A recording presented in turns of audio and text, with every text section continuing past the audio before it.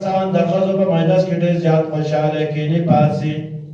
کم ځای کې د خزو کڼه ګورې نو دی پکې اوچتېږي لږې کېني پاسي ځان به ساتي ولیوال په دې کڼه کې به د خزو کې دی یوازې ستا ښځه به نه وي ناسته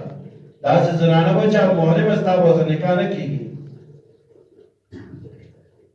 الله دا فرمایي چې کله زنانه ویني نو خپل نظرونه ښکته کوي زنانو ته اوچت مه ګورئ زنانو ته اوچت مه ګورئ خپل نظرونه ښکته کوي هغې ته اوچت مه ګورئ نن سبا رواج داسې دی رسم رواج عادت زمونږ د مسلمانانو دا رخ دی چې په لارې باندې زنانه ځي نو موږ په هغه نظر ښکته ساتي خو موږ به ته اوچت ګورو زما عزتمند زنا یوازې دا نه وه چې ته لوی زنا وکړه پردی زنانه د تا وکتل دا تا د سترګو زنا وکړه الله پاک به د قیامت پر ورځ تا د هغې تپوس کوي دی نه پېژنې نه هېژنې چتېږي لګې ورته نو الله پاک به چې دی د هغو سره ناسته پاسته کوي کینې پاسي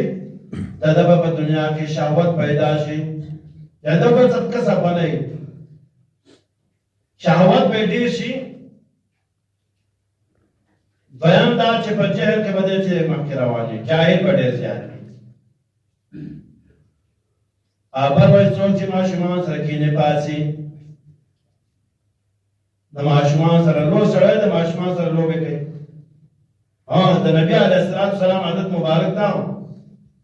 چا به کله په روان وو نو هغه چېرته چا سره سختي نه ده کړې ماشومان سره به مینه محبت کوو خو داسې نه چې به اوس کینې پاسې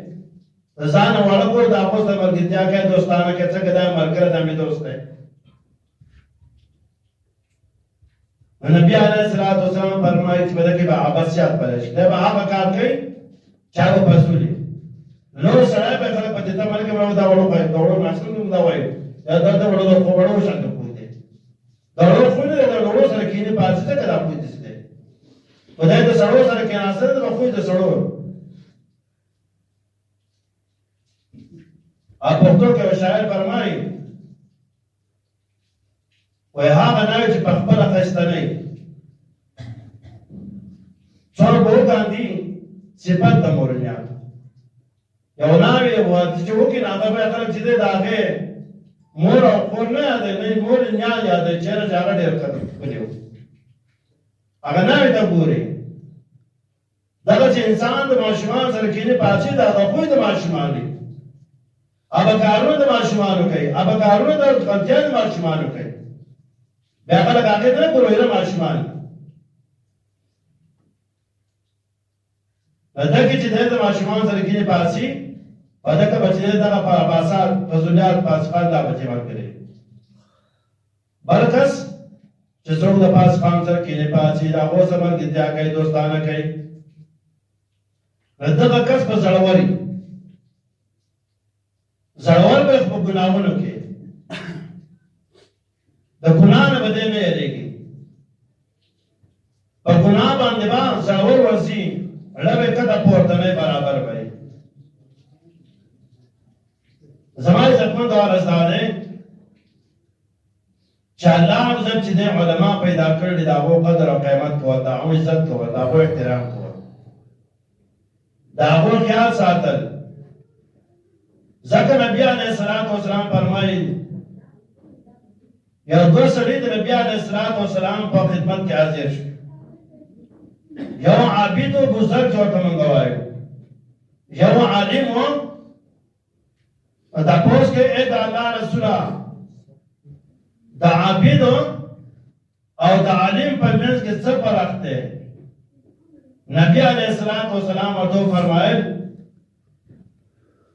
د عابد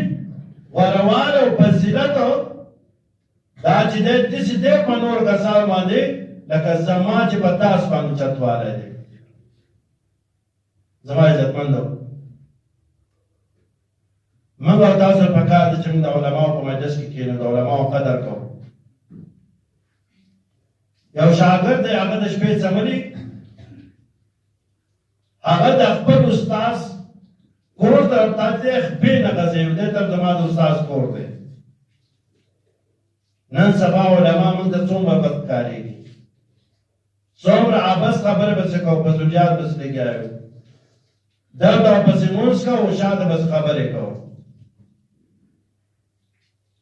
د دې ګناه نه نه خبر چې آیا ما دا ګناه څومره وکړو د عالم څومره قدر پکار دی څومره عزت پکار دی عالم ته د رحمت په نظر باندې کاتل یو بیر کاتل چا چې دا عالم ته په ښه سترګه باندې وکتل د رحمت په نظر باندې الله پاک پر دیو حج د عمرې ثواب ورکړي الله دې موږ په دې باندې موږ توفیق راکړي واخر دعوانا الحمد لله رب العالمين